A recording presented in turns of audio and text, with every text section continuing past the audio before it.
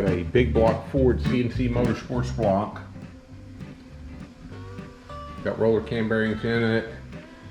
Came from another shop, customer I've known a little while, had it built somewhere else. When they assembled the motor, they didn't pay close enough attention, and the tie bars were hitting the, I don't know if you'll be able to see it, but well, you really can't.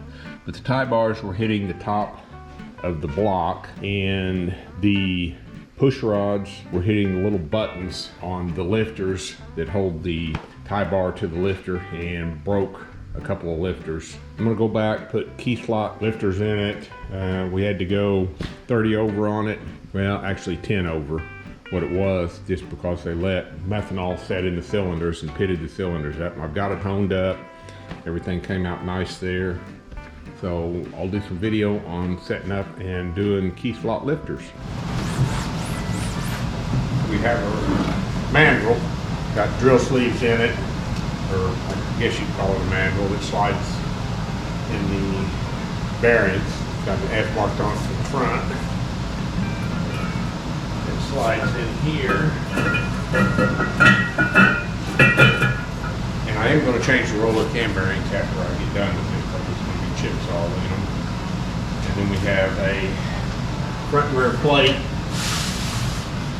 that goes on it. There's the front plate. Has a rear plate, and I also have to put the main bar in it, front rear main cap on it. We got the main bearing ring for the front and the back, our bar.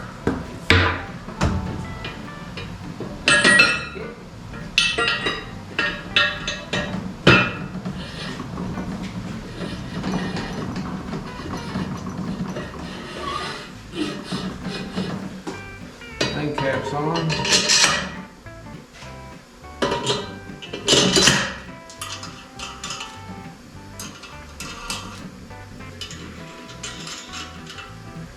Snug these up. And put the plate on the front and the rear. Mains don't need to be real tight, just tight enough to hold the rings. Like so. Now,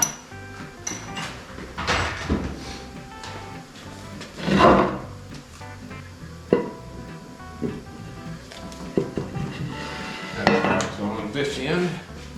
Got a little slot right in here that lines this bar up to the right angle, like so. Now, let's slide the rear one on.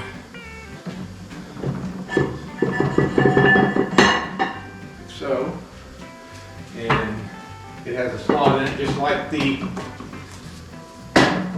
front does. Let's see, this goes in that slot on it, and then the rear has the same slot in it that it lines it up, so it keeps everything nice and square. Bolts to hold the plate to the bar.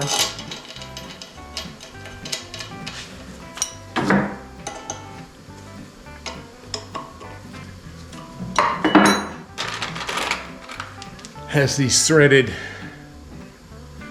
bushings that screw in these holes around the outside edge. And I basically have to look and find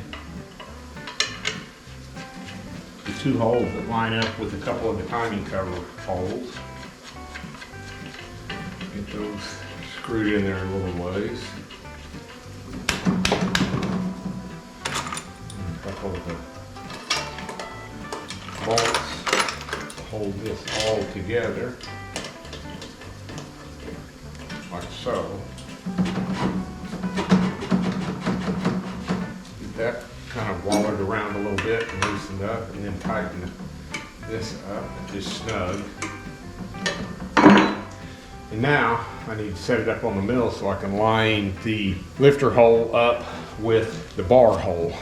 On the factory blocks that Ford does and everything, usually over here on this side, I believe, or it may be on this side, there's a hole that they use, there might be one over on this side, I don't remember, on the 460, that used like a little deal like this that's centered in that hole, and you would stick it in the hole, and that would give you your distance to line the lifter hole up in the proper position according to the Ford blueprint.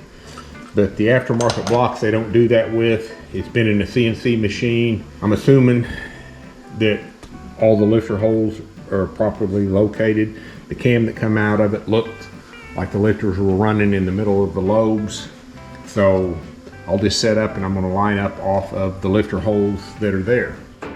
I've got all turned over on the table here and got everything set up as far as the bar, the little spacers that locate everything. There's no bolt that holds this plate on the back.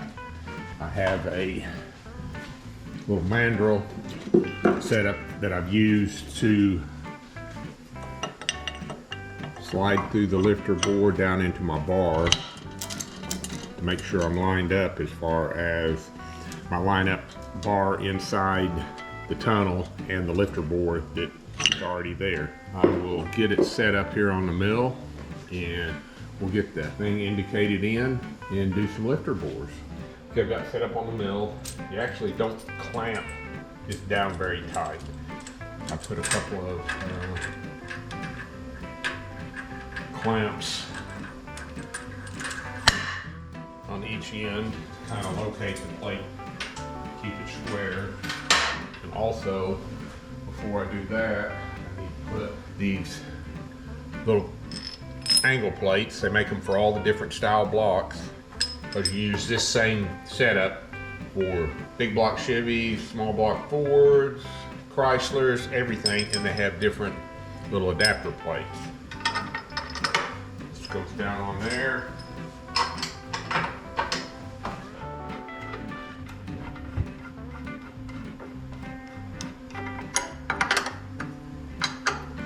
Lock them down with a couple of Allen screws on each end.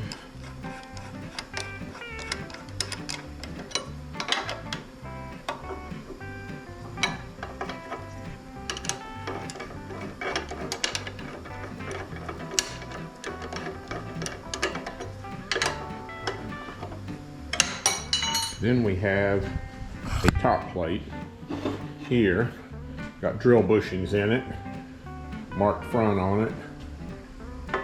It's got line-up dowels on it that line up with the dowels on these adapter plates. Tap that down. That's what actually locates this rear plate and keeps it from moving. We have screws to put in it. Sorry about the video, it's sometimes a little hard to film and work at the same time, so I apologize.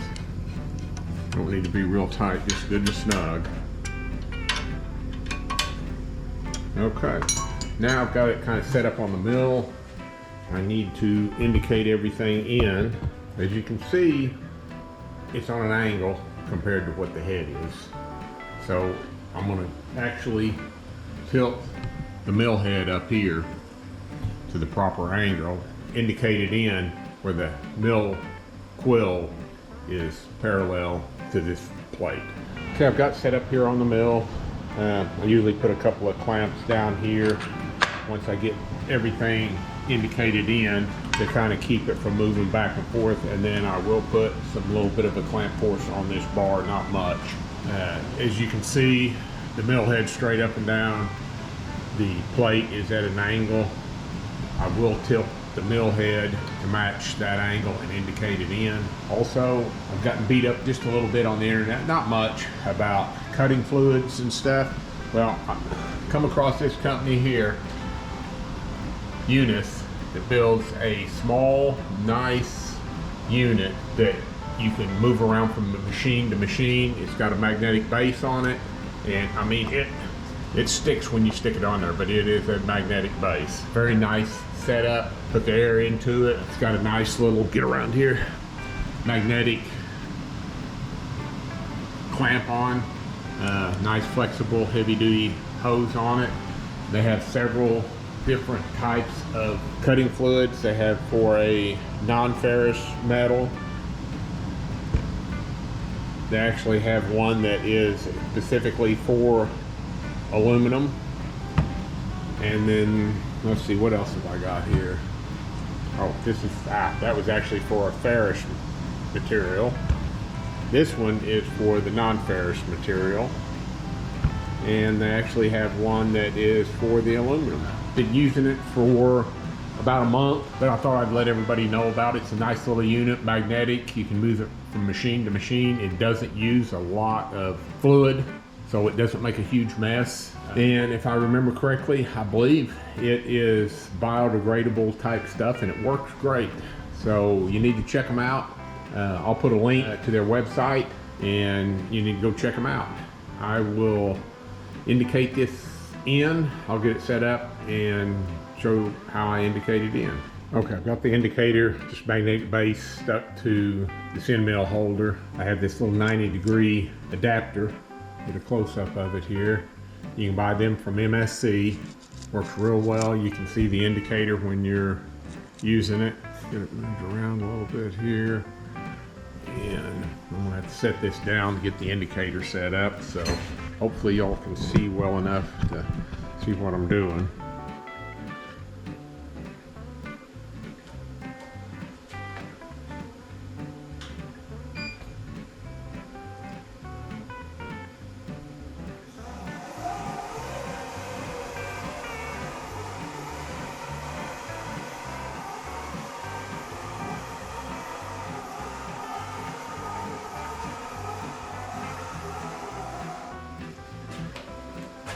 So I've got, I need to move it about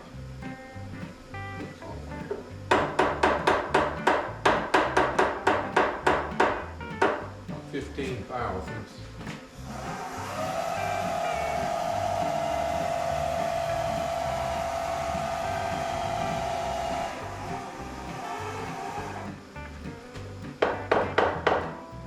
It's a little extra precaution there to make sure it doesn't try to move. And I've actually done some of these without even clamping it down. I just feel more comfortable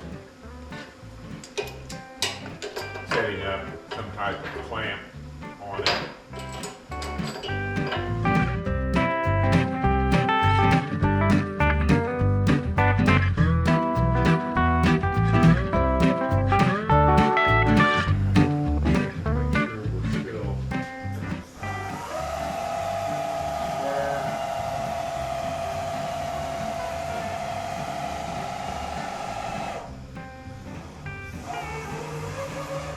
Okay, we're square there.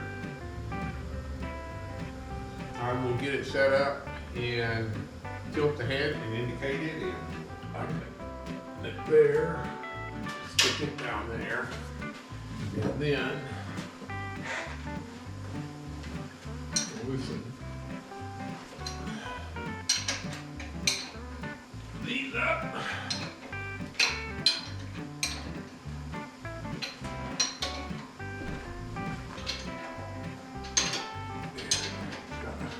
Crank on the top.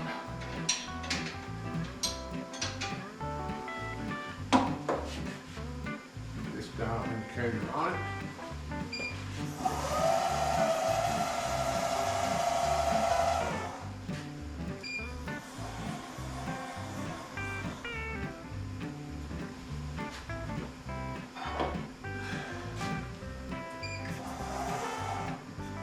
Get it centered up.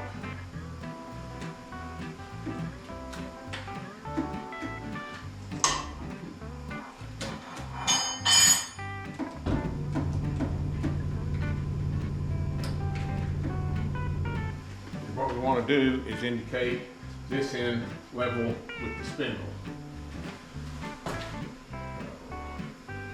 You can see where, hopefully you can see we're off. Let me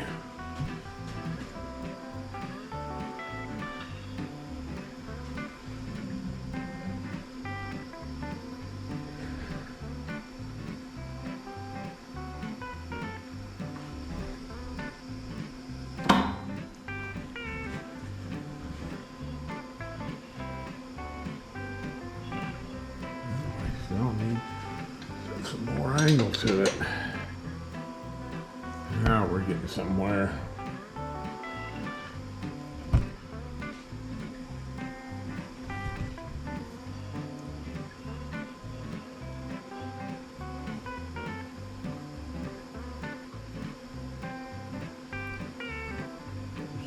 There, and about 4 there, so we need just a little more. Well, this a little bit of a hard time getting it to. Okay, I think that's about as close as we're going to get it. It's about 1, so I'm gonna call that good. And I'll get set up and show you how to bore the lifter holes. Okay, switched indicators here, and I just put my little last word indicator in, and I'm gonna come down and indicate this first hole in as a reference to get started on.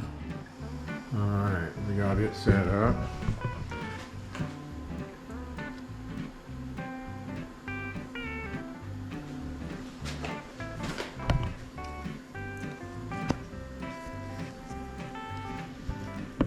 Hard to see it all the way around here. You got it less than 1,000, so we're gonna go with right there. Sorry, I forgot to turn the camera on. I've already bored a couple of holes here on the mill. I've got the spacing that I can put in, and I get it from Blueprint. If you look around on the internet, you can find all the information about lifter bore spacing and all that stuff. So we're just gonna go over here. I know what the next spacing is gonna be, so we'll just put in X would be negative 4.90.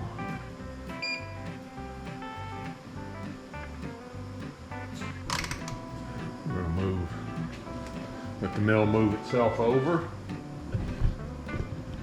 and I will get set up and bore another hole.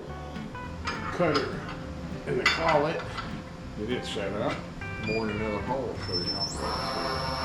Got a coolant set up here.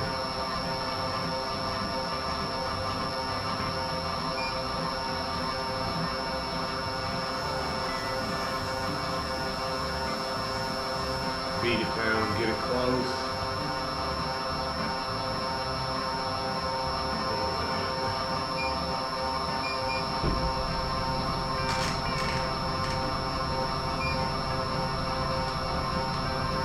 Need to then turn our coolant on.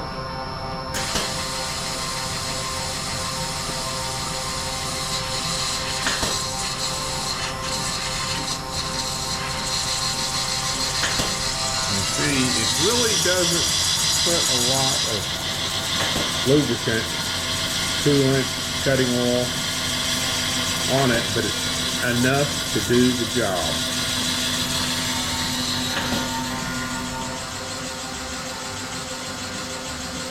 Don't get in a big hurry when I'm doing these. I think that's where a lot of people mess up. They try to do everything way too fast, create other issues for themselves. Take your time, do it right the first time.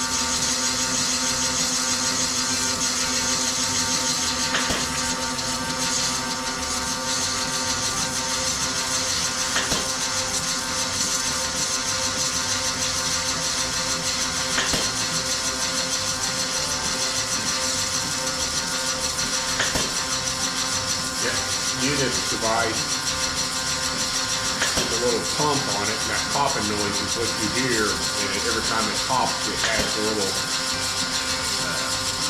cutting oil.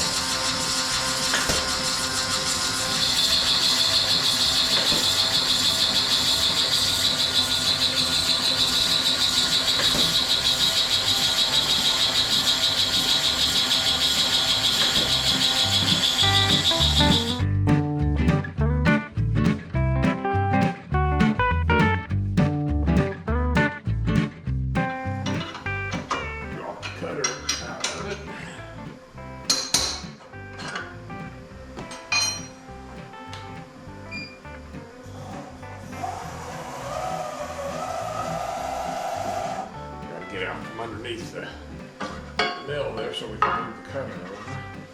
And then we need to move over to 6.98. So we'll program X negative 6.98.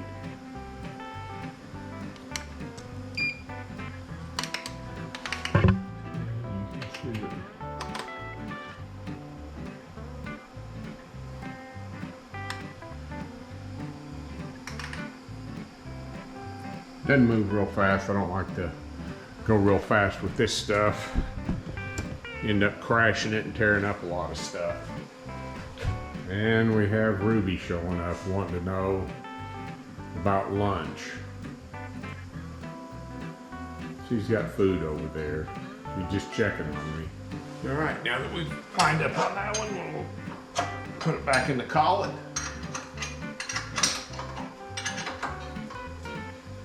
Snug it up. X.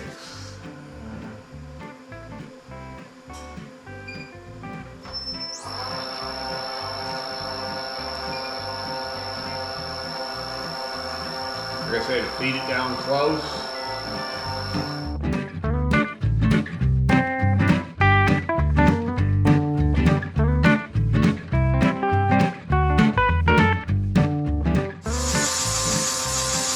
Probably finish boring this one hole right here and then shut the camera off.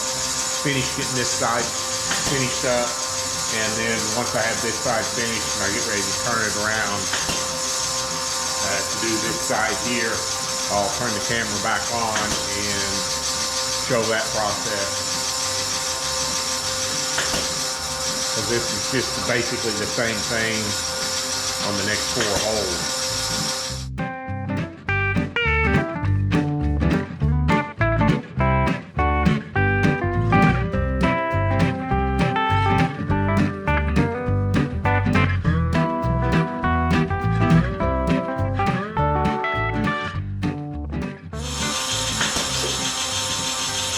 For those who don't know what a key slot lifter looks like, this is what it is. It's got a slot that guides the lifter up and down.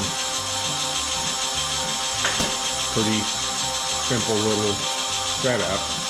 And all these slots on this have to line up with the length of the block so the lifter runs through on the camshaft. I'll show y'all how to do that whenever I get to that point.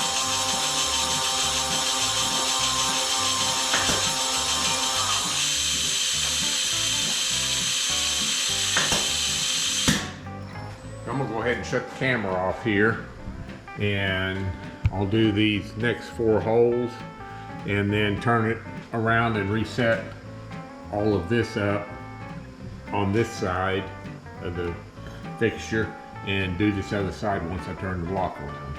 I didn't show you all setting up the other side on the lifter bore on the big block Ford. They're basically the same thing as what I did on the first side.